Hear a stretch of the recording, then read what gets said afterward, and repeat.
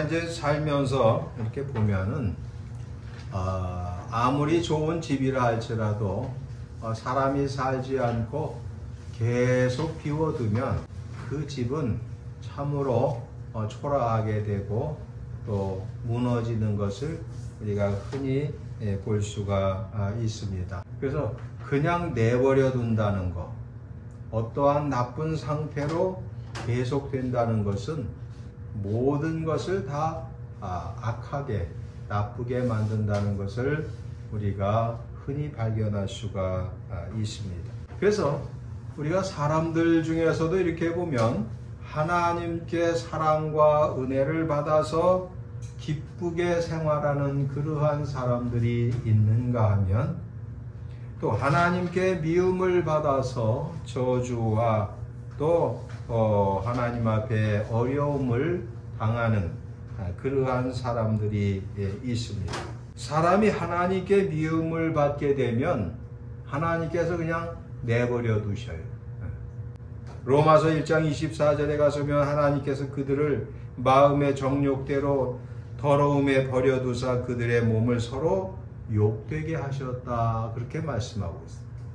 그러니까 하나님께서는요, 사랑스러운 사람은 관심을 가지고 계속해서 보호하시고 관리를 해주시지만은 하나님께 아주 얄밉고 밉게 그렇게 사는 사람은요, 하나님께서 그냥 내버려 두신다, 그런 말씀입니다.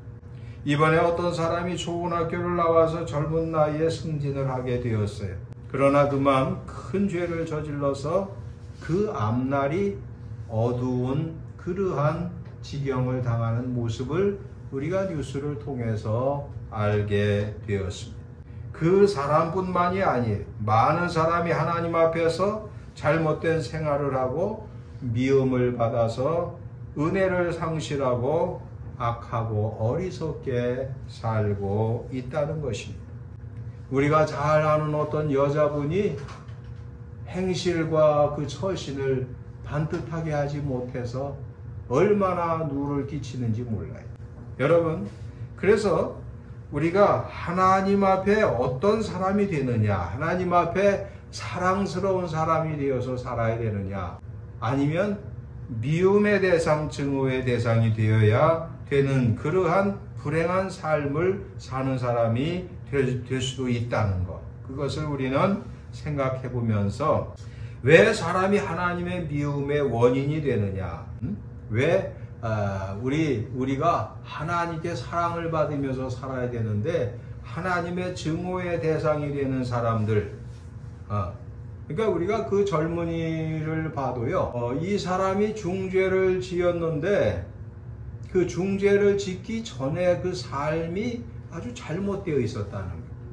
그러니까 사람이 어떤 죄악을 범할 때 보면은요, 그게 한순간에 일어나는 것 같지만은 전혀 그렇지가 않아요. 이것이 그 이전부터의 삶 자체가 잘못되어 있다. 그 이전부터의 삶이 계속 잘못되어 있다 보면 이것이 누적되다 보면은 나중에 가서 결국에는 큰 죄를 저지르고 마땅히 행복하고 복되게 살아야 할 사람이 그 복을 잃어버리는 그러한 그 불행을 당한다는 거예요. 그래서 사람이 왜 하나님께 미움을 받을까? 왜 하나님 앞에 사람이 미움을 받을까? 첫 번째로 보면 하나님의 말씀을 어기기 때문이다 라고 성경은 말씀하고 있어요. 그러니까 하나님의 말씀을 어기는 사람들은요, 하나님 앞에 미움을 받게 돼 있어요. 그것이 진리입니다.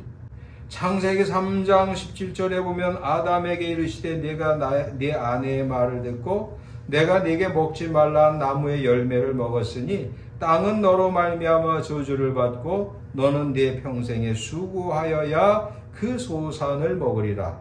여호와 하나님이 에덴 동산에서 그를 내쫓아 그의 근원이 된 땅을 갈게 하시니라. 하나님이 내쫓아 버리셨어요. 우리가 객관적으로 보면은요, 아담과 하와는 굉장히 행복한 삶을 살게 되어 있었어요.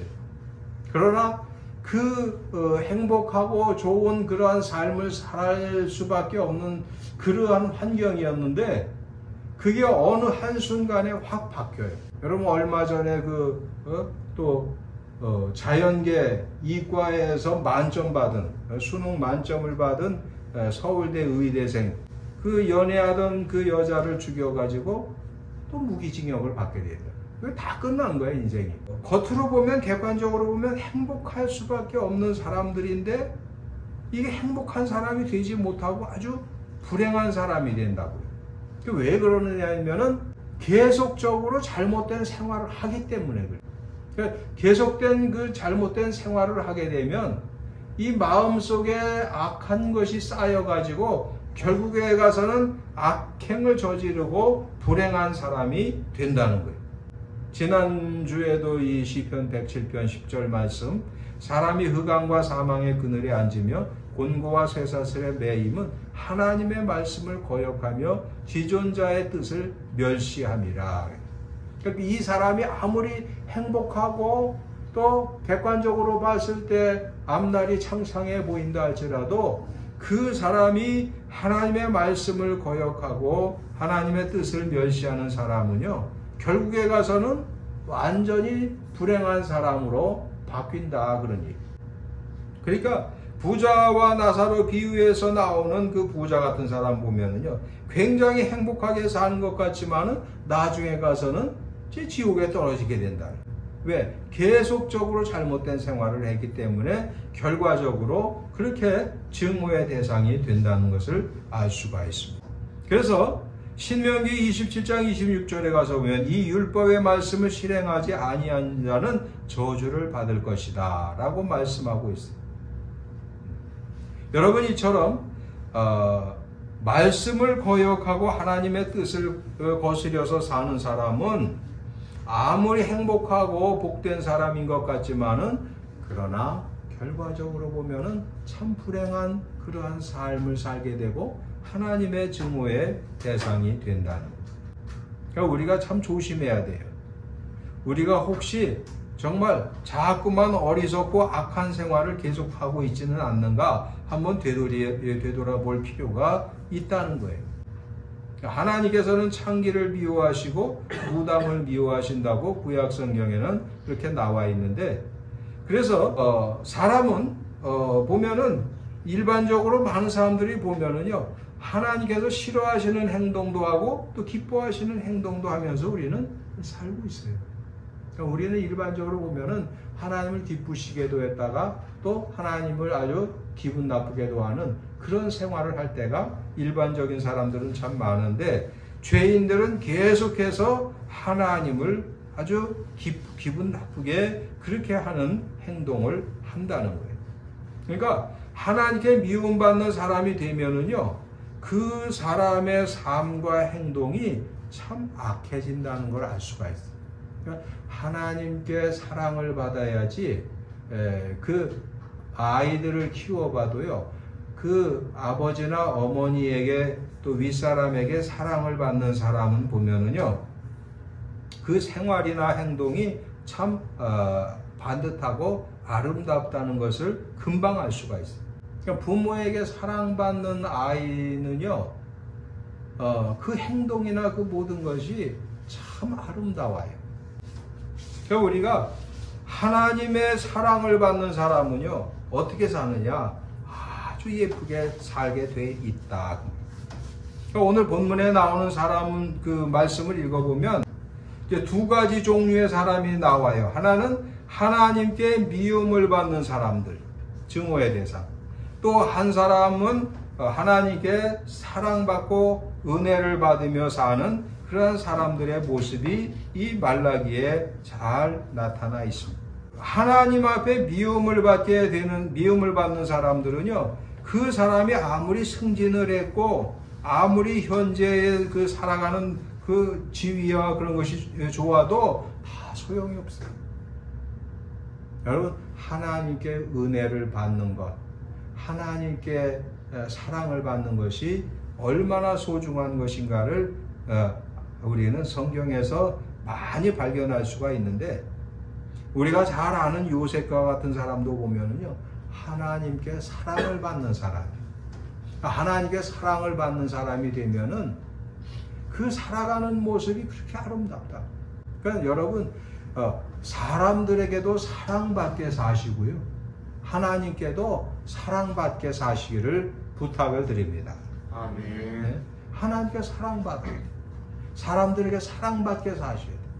그래서 말라기 3장 10절에 보면 만군의 여호와가 이르노라 너희의 온전한 11조를 창고에 들여 나의 집에 양식이 있게 하고 그것으로 나를 시험하여 내가 하늘 문을 열고 너희에게 복을 쌓을 것이 없도록 붙지 아니하나 보라. 그러니까 하나님 앞에 우리가 드려야 될 것은 분명히 드릴 줄도 알아야 된다는. 이사야 59장 1절에도 가서 보면 여호와의 손이 짧아 구원치 못하심도 아니요 귀가 둔하여 듣지 못하심도 아니라 오직 너희 죄악이 너희와 너희 하나님 사이를 갈라 놓았고 너희 죄가 그의 얼굴을 가리어서 너희에게서 듣지 않으시게 함이니라. 그러니까 하나님께 미움을 받는 사람은 하나님께서 내버려 두시기 때문에 죄를 계속 짓게 돼 있고, 그리고 결국에 가서는 그 사람은 죄를 중하게 짓는, 범하는 그러한 죄인이 된다.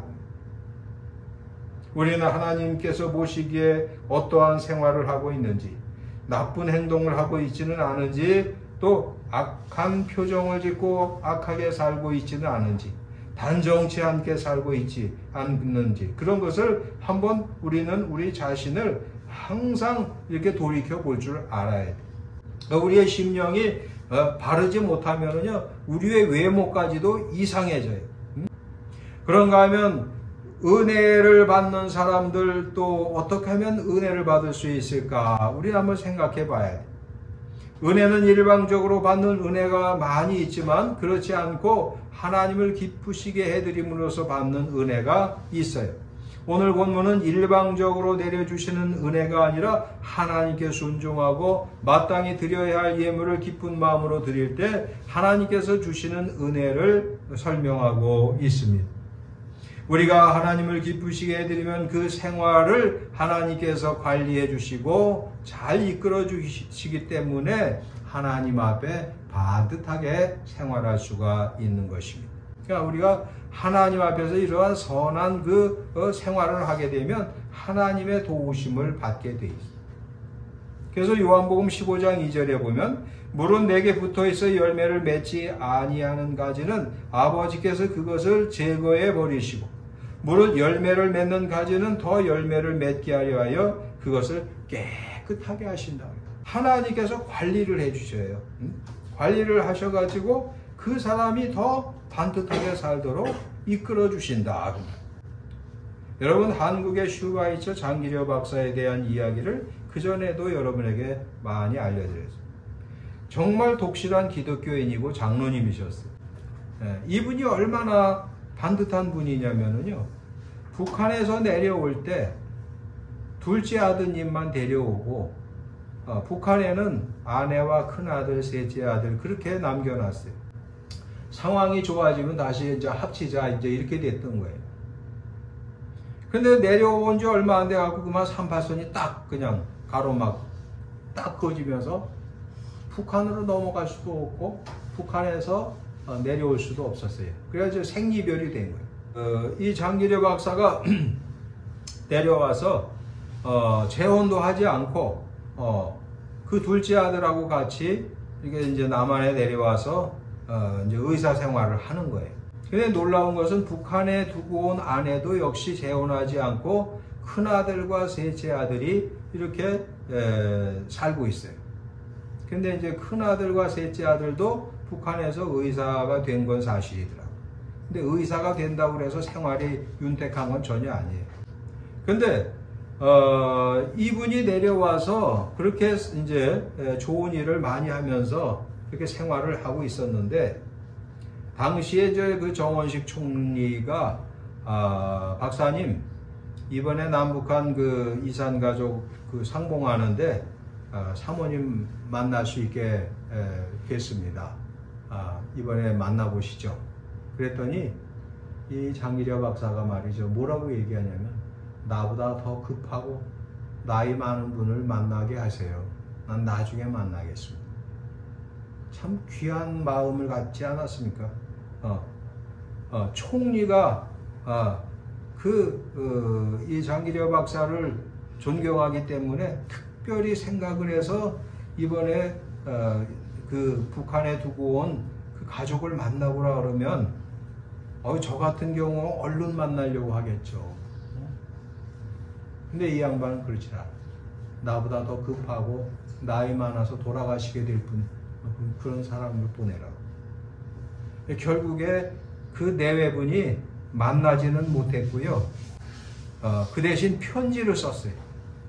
편지를 써서 총리한테 주면서 이거는 그럼 북한에 있는 우리 집사람한테 보내라. 그리고 북한에 있는 그 아내와 아들들이 그 편지를 써서 이 장기려 박사에게 준 그 편지 내용이 참 은혜스러워요. 참 은혜스러워요. 참 반듯해요. 그러니까 나중에 그 둘째 아들과 그 둘째 아들을 통해서 태어난 손자가 이제 독실한 의료 선교사로 지금 생활하고 있어요.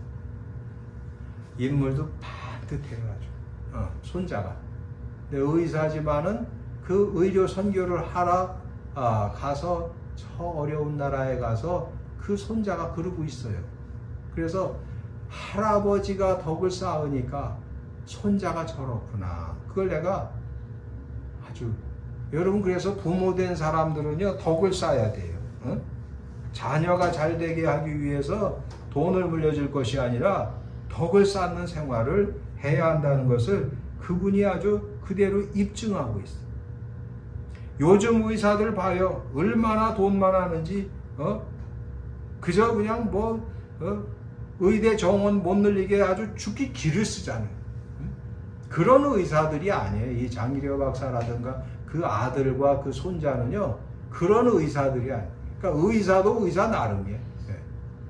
정말 의로운 의사가 있는가 하면은요 정말 돈만 하는 그런 사꾼 의사도 대부분이에요.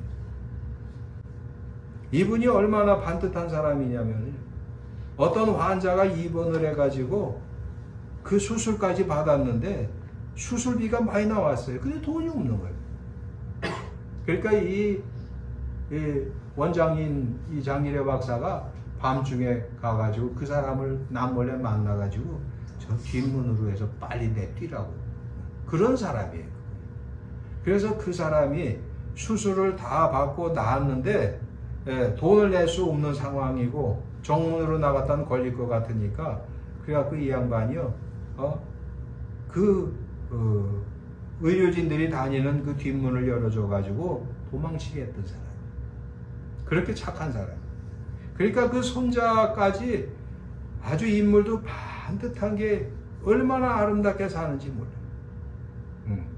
그러니까 하나님 앞에서 덕을 쌓는다는 것. 할아버지가 덕을 쌓으니까 손자도 그렇게 아름답게 참 예쁘게 사는 모습을 이렇게 봤을 때 참 제가 은혜를 많이 받았어요. 그래서 우리는 하나님 앞에 증오의 대상이 되어 살아야 되느냐 아니면 은혜를 많이 받으며 살아야 되느냐? 당연히 하나님께 은혜 받으면서 살아야 되는 것입니다. 어떤 사람들은 하나님 앞에 자기가 미움을 받는데도 불구하고 미움을 받는지도 모르고 사는 사람이 얼마나 많은지 참 불쌍한 일이죠. 하나님을 기쁘시게 해드리는 그러한 생활을 우리가 항상 해야 된다는. 오늘 본문은 하나님 앞에 그렇게 아름답고 반듯하게 살게 되면은 하나님께서 그 사람에게 오늘 본문에서 어떤 은혜를 주신다고 그랬어요. 보면 만군의 여호와가 이르노라 내가 너희를 위하여 메뚜기를 금하여 너희 토지 소산을 먹어 없애지 못하게 하며 너희 밭에 포도나무 열매가 기한 전에 떨어지지 않게 하리니 너희 땅이 아름다워짐으로 모든 이방인들이 너희를 복되다 하리라. 만군의 여호와의 말이니라 그랬어요. 그러니까 하나님 앞에 우리가 또 그 앞전에 가서 보면은 하나님 앞에 귀한 예물을 드리는 사람에게는 너희에게 복을 쌓을 것이 없도록 붙지 아니하나 보라. 그렇게 말씀합니다. 그러니까 하나님께 미움을 받으면서 인생을 살 것이 아니라 은혜를 받고 사랑을 받으면서 살도록 우리는 항상 힘써야 된다. 참 조심해야 돼요. 여러분, 이제 말씀을 마칩니다. 이제 하나님 앞에 우리가 어떻게 살아야 되는가? 하나님의 증오의 대상이 되지 말고 사랑의 대상이 되어서 요셉처럼 하나님께 사랑을 받고, 다니엘처럼 하나님께 사랑을 받고, 사무엘처럼 엘리야처럼 하나님께 사랑을 받아서 하나님과 늘 동행하는, 그래서 예수님께서 말씀하셨습니다. 예수께서 대답하여 이르시되 사람이 나를 사랑하면 내 말을 지키리니 내 아버지께서 그를 사랑하실 것이요 우리가 그에게 거처를 그와 함께 하리라. 그렇게 말씀합니다. 여러분, 하나님께 사랑받는, 은혜 받는 그런 사람들이 다 되셔서 하나님과 늘 함께 사시는 저와 여러분이 되시기를 축원합니다. 기도합니다. 좋으신 아버지 하나님, 우리가 이 땅에서 사는 동안 하나님과 사람에게 사랑스러운 자로 살아갈 수 있도록 도와주시옵소서. 예수님의 귀하신 이름으로 기도하옵나이다. 아멘.